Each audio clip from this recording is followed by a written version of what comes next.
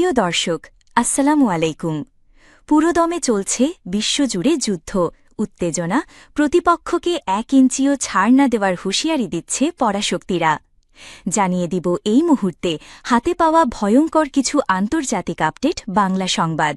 ভিডিওর শুরুতেই থাকছে আজকের গুরুত্বপূর্ণ সংবাদ শিরোনাম। শুরুতেই জানিয়ে দিব, ত্রাণ সংস্থার ঠিকাদাররাও ক্ষুধার্ত ফিলিস্তিনিদের গুলি করেছে। এরপর রয়েছে ইরান থেকে ফেরার পথে অব্যবহৃত বোমা গাজায় ফেলে আসত ইসরায়েলি যুদ্ধবিমানগুলো। প্রিয় দর্শক, আসসালামু আলাইকুম। পুরোদমে চলছে বিশ্বজুড়ে যুদ্ধ, উত্তেজনা, প্রতিপক্ষকে 1 ইঞ্চিও ছাড় না দেওয়ার হুঁশিয়ারি দিচ্ছে পরাশক্তিরা। জানিয়ে দিব এই মুহূর্তে হাতে পাওয়া ভয়ঙ্কর কিছু আন্তর্জাতিক আপডেট বাংলা সংবাদ। ভিডিওর শুরুতেই থাকছে আজকের গুরুত্বপূর্ণ সংবাদ শিরোনাম। ত্রাণ সংস্থার ঠিকাদাররাও ক্ষুধার্ত ফিলিস্তিনিদের গুলি করেছে, বিবিসির প্রতিবেদন। ইসরায়েল ও যুক্তরাষ্ট্র সমর্থিত মানবিক সংগঠন গাজা হিউম্যানিটেরিয়ান ফাউন্ডেশনকে জিএইচএফ নিয়ে বিতর্ক দিন দিন বাড়ছে। সংস্থাটির ত্রাণ বিতরণ কেন্দ্রগুলোতে কিভাবে ক্ষুধার্ত ফিলিস্তিনিদের হত্যা করা হয় তা নিয়ে মুখ খুলেছেন সংস্থাটির সাবেক এক নিরাপত্তা ঠিকাদার। ব্রিটিশ সংবাদ মাধ্যম বিবিসিকে তিনি জানান, কোনো কারণ ছাড়াই ত্রাণ নিতে আসা অভুক্ত ফিলিস্তিনিদের ওপর গুলি চালায় ইসরায়েলি সেনারা। উদাহরণ হিসাবে একটি নির্দিষ্ট ঘটনা তুলে ধরেন তিনি।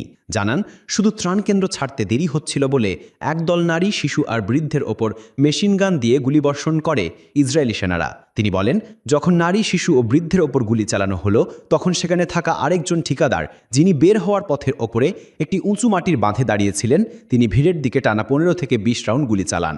একজন ফিলিস্তিনি পুরুষ মাটিতে লুটিয়ে পড়েন। এরপর পাশে দাঁড়িয়ে থাকা আরেকজন ঠিকাদার বলল, দারুণ, মনে হচ্ছে তুমি একটা স্কোর করেছ। এরপর তারা এই ঘটনা নিয়ে হাসাহাসি করতে শুরু করে। নাম প্রকাশে অনিচ্ছুক ওই ঠিকাদার বিবিসিকে জানান, তিনি জিএইচএফ কর্তৃপক্ষের কাছে ঘটনাটি নিয়ে প্রতিবেদন দিয়েছিলেন, কিন্তু তারা এটিকে খুব একটা গুরুত্ব দেয়নি। তাদের ভাষ্য ছিল, হয়তো ফিলিস্তিনি ওই লোকটি অসাবধানতাবশত পড়ে গেছে, অথবা দীর্ঘ সময় লাইনে দাঁড়িয়ে থেকে ক্লান্ত হয়ে গিয়েছিল। বিবিসি এ বিষয়ে জিএইচএফ এর কাছে জানতে চাইলে তারা তা পুরোপুরি অস্বীকার করে। তাদের দাবি, জিএইচএফ এর ত্রাণ বিতরণ কেন্দ্রগুলোতে কখনো বেসামরিক নাগরিকদের উপর গুলি চালানোর ঘটনা ঘটেনি। চলতি বছরের মে মাসে গাজায় কার্যক্রম শুরু করে বিতর্কিত এই মানবিক সংগঠন। মূলত দক্ষিণ এবং মধ্য গাজায় একাধিক ত্রাণ বিতরণ কেন্দ্র থেকে ত্রাণ বিতরণ করে তারা। তবে শুরু থেকেই ব্যাপক বিতর্কের জন্ম দিয়েছে সংস্থাটি।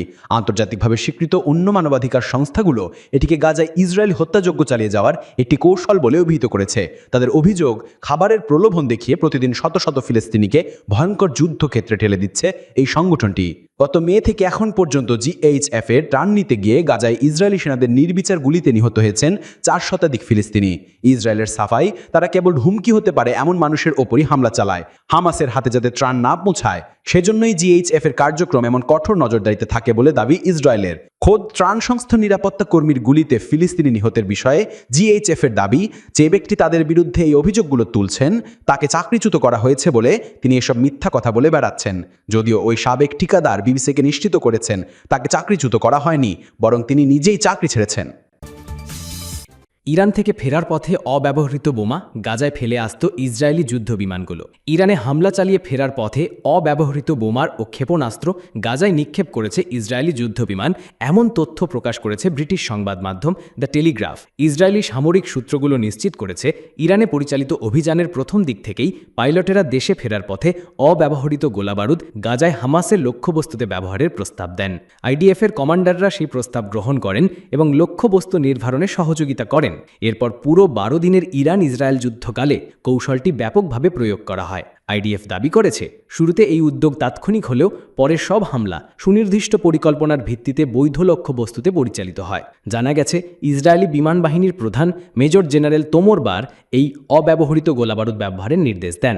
গত 14 থেকে 24 জুন পর্যন্ত ইরান বিরোধী অপারেশন রাইজিং লায়নের সময় গাজায় বেসামরিক প্রাণহানি ব্যাপকভাবে বেড়ে যায়। বিশেষ করে খাদ্য সহায়তা বিতরণ কেন্দ্রের কাছে গুলিবর্ষণের কারণে শতাধিক বেসামরিক নাগরিক প্রাণ হারায়। তবে ঠিক কতজন বিমান হামলায় নিহত হয়েছে তা স্পষ্ট নয়। ইরানে চলমান অভিযানে ইসরায়েলি যুদ্ধবিমানগুলো আশাতীত সাফল্য পায়। ইরানের অধিকাংশ আকাশসীমায় নিয়ন্ত্রণ প্রতিষ্ঠার মাধ্যমে তারা ইসলামিক রিপাবলিকের পারমাণবিক অবকাঠামোতে হামলা চালায়। এই নিয়ে ইসরায়েলের রাজ্যমন্ত্রী ও সামরিক কর্মকর্তারা তেহরানের পথে মুক্ত মহাসড়ক পাওয়ার কথা বলেন। অভিযানের এক পর্যায়ে ইসরায়েলি বিমানগুলো ইরানের ব্যালিস্টিক ক্ষেপণাস্ত্র উৎক্ষেপণ স্থলগুলো ধ্বংসে নিয়োজিত হয়, যাতে ইসরায়েলের বেসামরিক এলাকাগুলোয় ক্ষেপণাস্ত্র হামলা কমানো যায়। ইরান বিরোধী অভিযানের সফলতার পর যুক্তরাষ্ট্রের প্রেসিডেন্ট ডোনাল্ড ট্রাম্প গাজা যুদ্ধের দ্রুত সমাপ্তির বিষয়ে ইসরায়েলের ওপর চাপ বাড়িয়েছেন। ফলে গাজায় যুদ্ধবিরতি ও জিম্মি বিনিময় চুক্তি ঘোষণার আশা তৈরি হয়েছে। মিশরীয় সংবাদ মাধ্যম আল রাত জানিয়েছে, আলোচ্য চুক্তির আওতায় ইসরায়েল গাজা থেকে সেনা প্রত্যাহার করবে এবং প্রথম দফার জিম্মি মুক্তির পরপরই স্থায়ী সমাধানের আলোচনা শুরু হবে। এই প্রতিশ্রুতি যুক্তরাষ্ট্রের পক্ষ থেকে গ্যারান্টি হিসেবে থাকবে। চুক্তির সম্ভাব্য কাঠামোয় বলা হয়েছে, প্রথম দিনে 8 জন জীবিত জিম্মি মুক্তি পাবে, সপ্তম দিনে 5 জনের মরদেহ হস্তান্তর হবে, 30তম দিনে আরও 5টি মরদেহ, 50তম দিনে 2 জন জীবিত, 60তম দিনে আরও 8টি মরদেহ হস্তান্তর করা হবে। পর্যায়ক্রমিক বিনিময়ের এই তথ্য এপি ও নিউ ইয়র্ক টাইমসের খবরেও প্রকাশ করা হয়েছে। এদিকে ইসরায়েল এতদিন হামাসকে সম্পূর্ণ নির্মূলের কথা বললেও এখন মনে হচ্ছে গাজা থেকে সেনা প্রত্যাহার ও যুদ্ধ সমাপ্তির বিষয়ে আলোচনা চালাতে তারা প্রস্তুত। প্রধানমন্ত্রী নেতানিয়াহু সম্প্রতি বলেছেন, জিম্মিদের মুক্তি এখন প্রাধান্য।